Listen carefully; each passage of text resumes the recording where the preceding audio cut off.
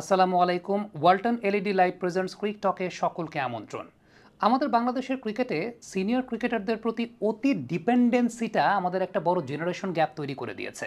অর্থাৎ আমাদের সিনিয়র ক্রিকেটারদের পরের জেনারেশন থেকে আসলে ওই মানের রেগুলার পারফর্মার বেরিয়ে আসে নাই। একটা বিষয় তো একদম আলোর মতো পরিষ্কার, সেটা হচ্ছে খালেদ মাসুদ পাইলট। তাকে ড্রপ করে কিন্তু মুশফিকুর রহিমকে সুযোগ দেওয়া হয়েছিল, কারণ খালেদ মাসুদ পাইলট তার ক্যারিয়ারের শেষ দিকে চলে এসেছিলেন। সিলেক্টররা সে সময় চিন্তা করেছিলেন, চিফ সিলেক্টর ছিলেন ফারুক আহমেদ, তিনি চিন্তা করেছিলেন যে ওকে, এই সময়টাতে আসলে খালেদ মাসুদ পাইলট কতটুকুই বা আর প্রত্যাবর্তন করলে তিনি ওই সার্ভিসটা দিতে পারবেন। এর চাইতে ওই জেনারেশন গ্যাপের ডিউরেশনটা বাড়ানোর চাইতে let's bring the new generation cricketers. তখনই কিন্তু মুশফিকুর রহিমরা ওই সুযোগটা পেয়েছিলেন এবং তারপর তারা যেটা করেছেন সেটা তো ইতিহাস।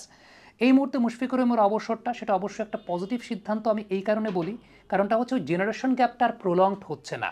ইভেন মুশফিকুর রহিম যদি লাস্ট ম্যাচটা সেঞ্চুরিও করতেন, তারপর আমি বলতাম যে ওই যে জেনারেশন গ্যাপটা আমাদের দেশের ক্রিকেটে যেটা হচ্ছে বা হচ্ছিল, যে অতি ডিপেন্ডেন্সিটা সিনিয়র ক্রিকেটারদের প্রতি, সেটা জেনারেশন গ্যাপটাকে আরও বাড়িয়ে দিচ্ছে এবং আমাদের নিউ জেনারেশন ক্রিকেটার উঠে আসছে না।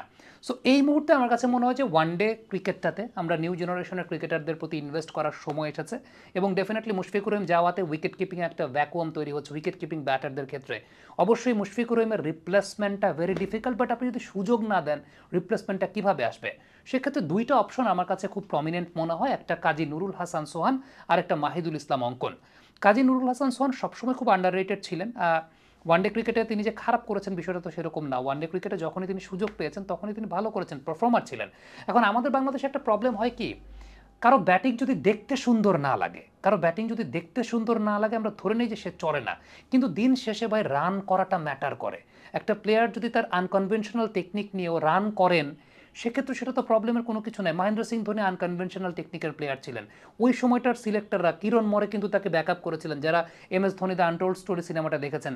স্টিভেন স্মিথ যদি বাংলাদেশে জন্মাতেন, to be very honest, Steven Smith যদি বাংলাদেশে জন্মাতেন, তাকে আন্ডার-19 লেভেলে তার ব্যাটিংটা নেট থেকে বাদ দিয়ে দেওয়া হতো, হয়তোবা তিনি ক্রিকেট ক্যারিয়ারটা পার্সু করতে পারতেন। আমরা মাঝে মধ্যে মজা করে বলি, আমরা যখন নিজেদের মধ্যে আলোচনা থাকে, যে স্টিভেন স্মিথ বাংলাদেশে জন্মালে হয়তো বা বাদাম বেচতেন, মানে এটা আমরা মজা করে বলি আর কি।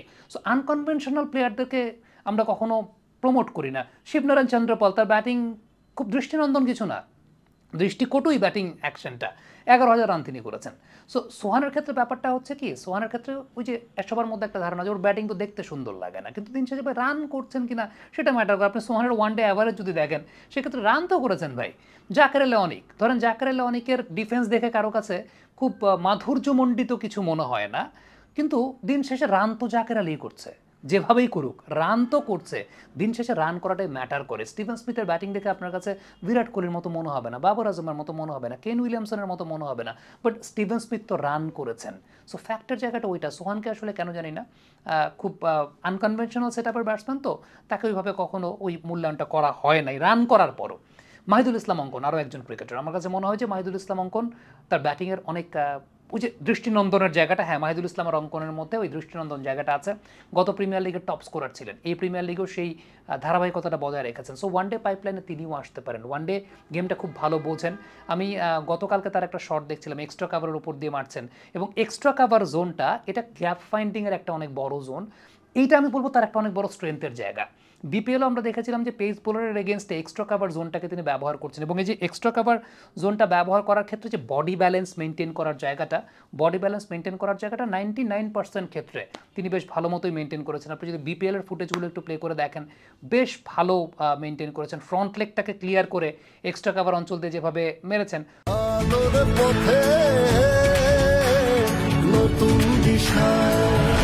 So I am really happy about Mahidul Islam Ankon, তার যে ফর্মের জায়গাটা। আবারও বলি, এই প্লেয়ারদেরকে ইনিশিয়ালি ইন্টারন্যাশনাল ক্রিকেটে আপনি যখন সুযোগ দেবেন, হয়তো বা তারা ফ্লপ করতে পারেন, বাট ইনভেস্ট করাটা খুব গুরুত্বপূর্ণ। নিউ জেনারেশন ক্রিকেটারদের প্রতি ইনভেস্ট করাটা খুব গুরুত্বপূর্ণ। মুশফিকুর রহিমদের উপরও তখনকার ক্রিকেট বোর্ডরা ইনভেস্ট করেছিলেন। মুশফিকুর রহিমের ক্ষেত্রে ব্যাপার তো এরকম ছিল যে হাফ বলে বোল্ড হতেন, সেখান থেকে বাংলাদেশের ক্রিকেট ইতিহাসের সেরা ওয়ানডে ব্যাটার হয়েছেন মুশফিকুর রহিম। সো এইটা তো এমনি এমনি হন নাই। ওই যে শুরুর দিকে ফেইলিয়ার ছিল, ক্রিকেট বোর্ড কিন্তু তখন সুযোগ দিয়েছিল, ইনভেস্ট করেছিল, তারা ডে বাই ডে টেকনিক্যাল আপগ্রেডেশনটা করেছেন। সো আমার কাছে মনে হয় যখন আমরা নিউ জেনারেশন ক্রিকেটারদেরকে প্রমোট করার শুরু করছি, এই সময়টাতে ওই ডে বাই ডে সুযোগ দেওয়াটা খুব গুরুত্বপূর্ণ। এবং এই যে এই প্লেয়ারদেরকে বেছে বেছে, হোক সেটা আনকনভেনশনাল স্টাইলের প্লেয়ার, আমি দুজন প্লেয়ারের কথা বললাম, একজন কনভেনশনাল স্টাইলের প্লেয়ার, একজন আনকনভেনশনাল স্টাইলের প্লেয়ার, হোক সেটা আনকনভেনশনাল স্টাইলের প্লেয়ার, বাট তাকে প্রমোট করা উচিত। আমাদের বাংলাদেশের সবচেয়ে বড় সমস্যার জায়গা, যার ব্যাটিংটা দেখতে দৃষ্টিকটু বা দেখতে ওইরকম দৃষ্টিনন্দন না, দৃষ্টিকটু কথাটা বলা ভুল, দৃষ্টিনন্দন না, তারা আমরা ব্যাটসম্যানই মনে করি না, তাই রান করুক বা না করুক। এই কারণেই পরবর্তী সময় আবার আমরা আফসোস করি যে হ্যাঁ, আমাদের বাংলাদেশে ধরেন বোলিং পার্সপেক্টিভে বলি, আমাদের বাংলাদেশে মালিঙ্গার মতো বোলার আসে না, আমাদের বাংলাদেশে পাথিরানার মতো বোলার আসে না, বরুণ চক্রবর্তীর মতো বোলার আসে না। কিন্তু দিন শেষে আবার আপনি আমি আমাদের কোনো বোলারকে যদি নেটে দেখি একটু আনকনভেনশনাল স্টাইলে বোলিং করতে, আমরা বলি ওর বল তো চলে না। এটাই আমাদের দেশের সবচেয়ে বড় সমস্যার জায়গা। দিন শেষে আপনি ব্যাটসম্যানকে কতটুকু টাফ টাইম দিতে পারছেন অ্যাজ আ বোলার, এটা ম্যাটার করে। আপনার বল কতটুকু ভালো হচ্ছে সেটা ম্যাটার করে। অ্যাজ এ ব্যাটসম্যান আপনি রান করছেন কিনা, সেটা আপনি যে টেকনিকে করেন, যেভাবেই করেন, রান করছেন কিনা সেটা সবচেয়ে ইম্পর্টেন্ট। যখন কোনো ব্যাটসম্যান রান করবেন না, তখন তার টেকনিকের কোন জায়গাটা চেঞ্জ করলে পরে সেক্ষেত্রে তিনি রান করতে পারেন, ওইটা তখন ম্যাটার করে। কিন্তু যখন ব্যাটসম্যান রান করছেন, তখন তিনি যে স্টাইলেই ব্যাটিং করেন না কেন, ইট ডাজন্ট ম্যাটার। কমেন্ট বক্সে আপনাদের মন্তব্য, মতামত জানতে চাই।